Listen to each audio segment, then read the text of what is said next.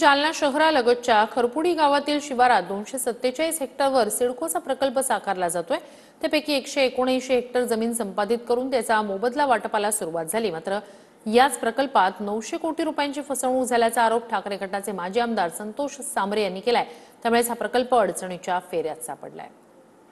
जालना शहरालगत असलेल्या खरपुडी या गावाच्या शिवारात सिडकोचा 247 हेक्टरवरती प्रकल्प साकारण्यात येत आहे आणि ज्या ठिकाणी हा प्रकल्प साकारण्यात येत आहे त्याच ठिकाणी सध्या मी उभा आहे। आपण जर या ठिकाणी बघितलं तर हीच सिडकोची जमीन आहे। अजून याच्यावर कुठलीही मार्किंग वगैरे करण्यात आलेली नाहीये। मात्र या प्रकल्पात शासनाची 900 कोटी रुपयाची फसवणूक केल्याचा आरोप ठाकरे गटाचे माजी आमदार संतोष सांबरे यांनी केला होता। शेतकऱ्यांच्या मागण्यावरती सरकार काय निर्णय घेतं हे पाहणं महत्त्वाचं ठरणार आहे।